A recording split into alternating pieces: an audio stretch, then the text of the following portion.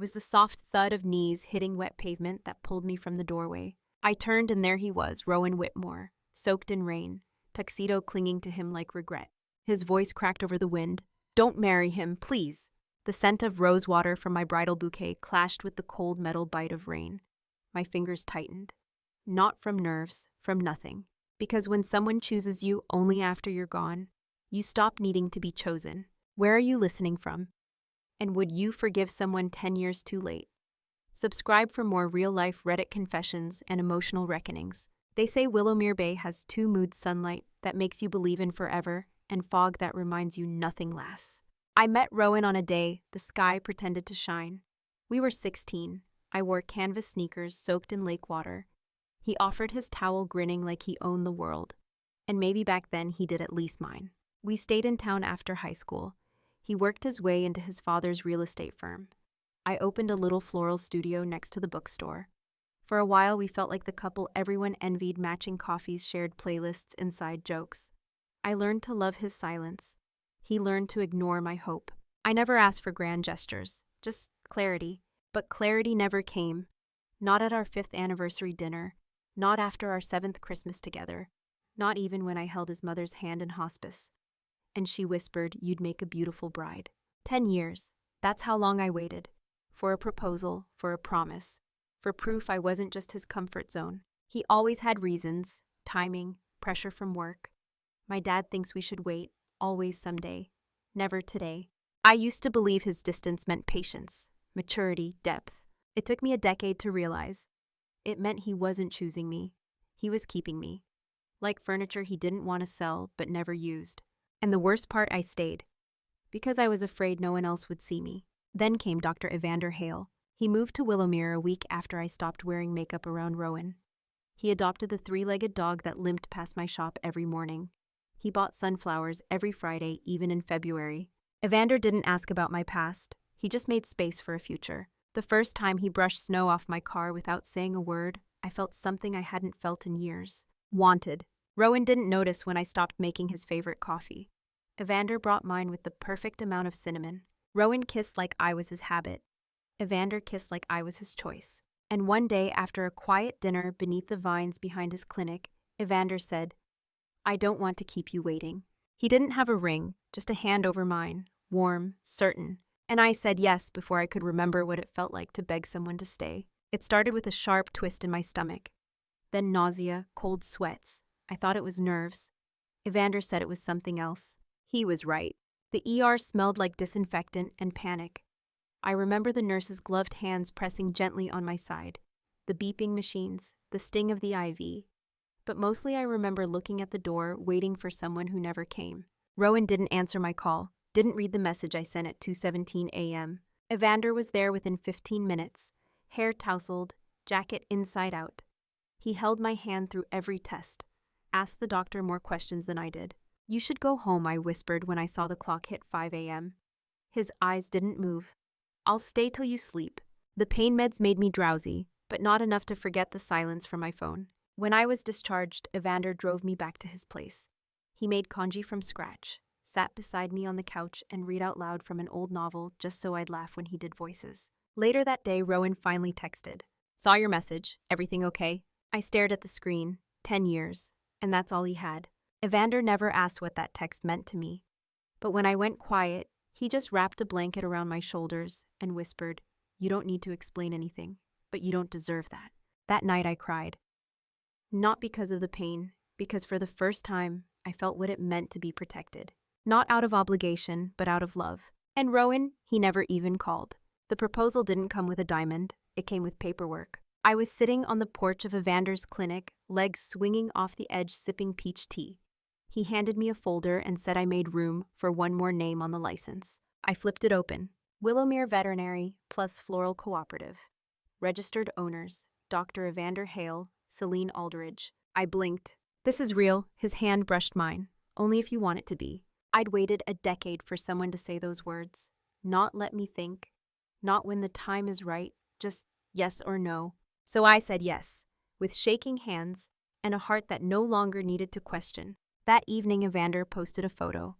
Just us, barefoot on the clinic porch, holding a faded cardboard sign that read, "Forever starts here." My phone buzzed 2 hours later. Rowan, one word. Wow. Not congratulations, not I'm happy for you. Just, wow. I didn't reply. Didn't need to. I left the message unread, then set my phone down and looked across the table. Evander was making pasta from scratch, flour on his forehead, smiling like it was the best day of his life. And that's when it hit me. Rowan saw me as a memory. Evander saw me as a future. That night I blocked Rowan's number, not out of anger but peace. Because when a door has been shut 1,000 times, you finally learn to stop knocking. The engagement dinner was supposed to be small, just 20 people, family, close friends, and the kind of neighbors who bring peach cobbler when your roof leaks. The restaurant glowed with fairy lights, the kind that made everything feel warm, even in late September. I wore a pale blue dress. Evander reached for my hand every time someone clinked a glass. And then the door opened. I felt it before I saw him, a cold gust, a silence falling mid-toast. Rowan, hair messy, collar crooked, eyes bloodshot. He wasn't invited, he knew that, but he walked in anyway, like this was his story to interrupt. My mother gasped. Evander stood. But I didn't move. Rowan's voice rang out loud, slurred but sharp. "This is a joke, right?" He pointed at Evander. "You're gonna marry this guy." Someone tried to escort him out. He shook them off. "You were supposed to be mine, Selene." His voice cracked. "You waited 10 years, and you made me wait alone," I said, finally standing, firm, calm. "You don't get to show up now." Rowan stumbled forward. Evander stepped in. "No," he said quietly. "That's far enough." A pause, a breath. Rowan looked at me, eyes wet. I bought the ring. I was going to propose. I tilted my head. When he didn't answer, I stepped closer. It was never about the ring. It was about you not showing up when it mattered. Then I turned back to Evander, took his hand, felt him squeeze back. Rowan stood in the center of the room, surrounded by people who had once rooted for us. Now they just watched in pity. Someone finally escorted him out, the door shut with a soft click. The celebration resumed, but the glow felt different, colder, clearer. I wasn't the same girl anymore.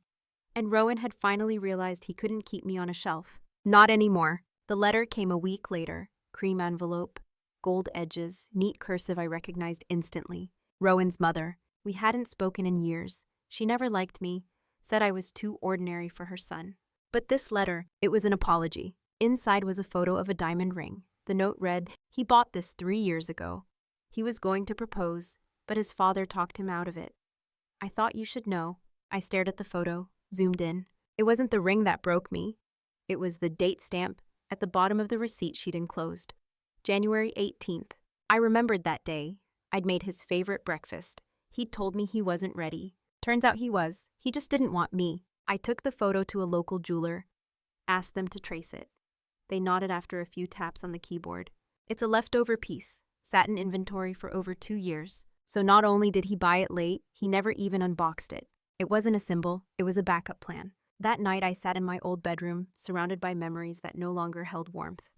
I placed the printed photo in an envelope, added a simple note. "Wrong decade, wrong girl." I slid the envelope under the door of his office before sunrise. Then I walked away.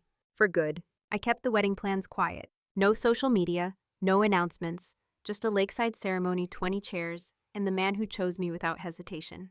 Evander knew I needed it simple, not because I feared judgment, but because I wanted peace. Willowmere Bay was wrapped in golden leaves that week. Fall came early. The lake mirrored the sky like still glass. Everything felt right. Until the knock on my door. It was nearly midnight. The wind howled through the trees. Rain pelted the windows like desperate fingers. And then the knock again. I opened it slowly. Rowan, soaked, shaking, kneeling. "Don't do this," he begged. "Don't marry him." His voice cracked. "I'll sell the house, leave the firm, cut ties with my parents. Just say the word." I didn't speak, didn't cry, didn't flinch. The smell of rain and regret clung to the air. But I'd breathed it in before, and survived. So I looked at him, this man I had once waited 10 years for, and quietly closed the door. Not out of cruelty, but clarity. Because love, when it's real, doesn't show up too late. It arrives, it stays. And it never asks you to pause your life while it figures itself out. The morning after Rowan came to my door, I packed the last of my things from the house we once shared. No ceremony, no tears, just silence and a donation box marked, "Leave what no longer fits." His sweaters, the mug he never washed, the worn-out blanket we used the night his mother died. All of it went, except for the letters. 12 envelopes, handwritten, each one darker in ink, more frantic in tone. I didn't open them, didn't need to. I placed them in a shoebox and sealed it with tape, labeled it, lessons I paid for.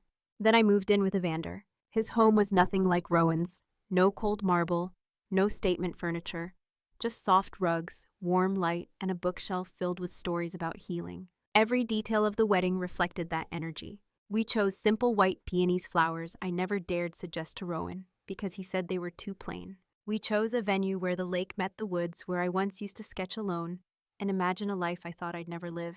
We chose music that felt like breathing, not orchestras.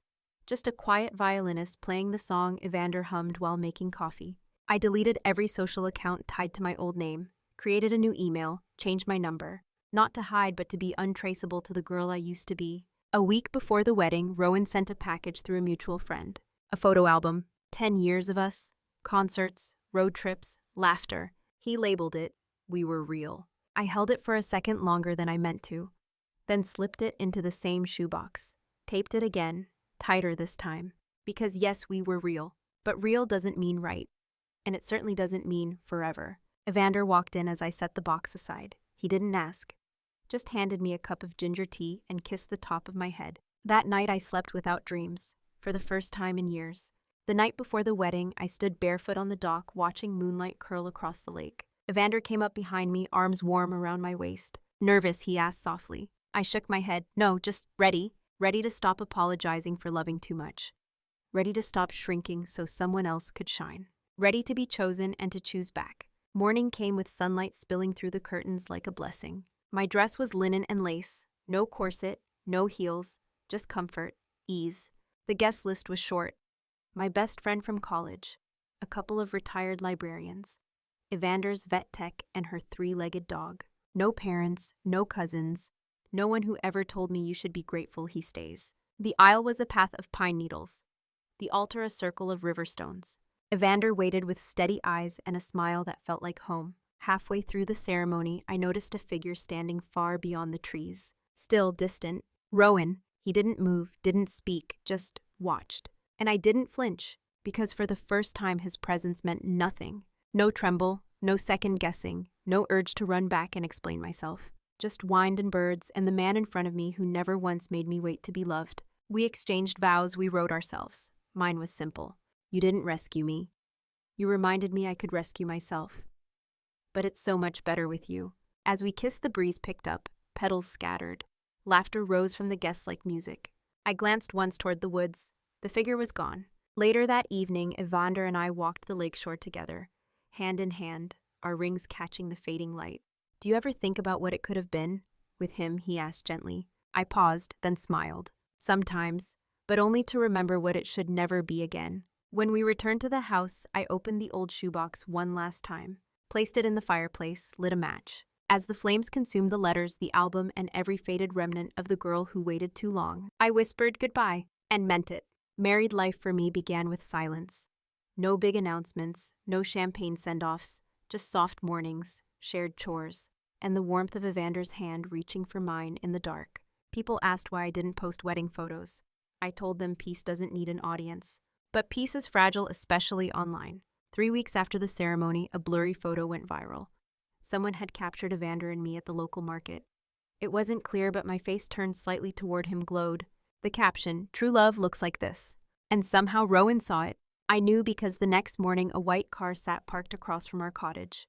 Engine off, windows down. He didn't knock, just waited. Evander saw him first. He didn't flinch, didn't ask me what to do. He just said, "I'll be in the garden." But I'm not far. I stepped outside. The air smelled like rosemary and old regrets. Rowan got out slowly. He looked thinner, older, not in years and weight. The kind that clings when you carry too many what-ifs. I didn't come to ask for anything, he began. I nodded. I saw the photo. You looked happy. I didn't respond. He shifted. I wanted to say I think I knew deep down you were never going to wait forever. That made me smile. You didn't know. That's why you lost me. He looked down, hands in pockets, voice low. I'm not with anyone. I don't think I ever will be. That's not my story anymore, I said gently. And you? You're not my ending. He blinked. Something shimmered in his eyes. But I was your beginning. I tilted my head. No, but I was my beginning. You were just the delay. A pause. Then with a kind of quiet surrender, Rowan reached into his coat and pulled out a ring box. Not the old one, a new design, sleeker, gold not silver. "I bought this the day you married him," he said. "No one knows." He opened it. The diamond sparkled perfect, flawless. "I was going to mail it, thought maybe someday." I took a breath, stepped closer. "You always had perfect timing, for you." Then I gently closed the box and pushed it back toward him. "You can keep it. Save it for someone you won't hesitate to choose." His hand trembled. "What if there isn't anyone else?" "Then it stays closed," I whispered, "like this chapter." He stood there, still, cracked open, and I walked away. Back inside, Evander was setting the table. Lemon soup, 2 bowls. "Everything okay?" he asked. I nodded. "Just someone finally arriving to a door that's no longer open." We ate, talked about replanting the lavender bushes, watched a documentary about penguins, and curled into sleep as the wind whispered against the glass. Somewhere out there, Rowan still drives that white car, still carries a closed ring box, still rewinds memories like movies that never finished right. But me, I've moved forward. No longer a supporting character in someone else's maybe. No longer auditioning for love. Now I'm the one holding the pen, writing every page, out loud, in full color. 1 year later, the lake looked the same, still glassy, still quiet.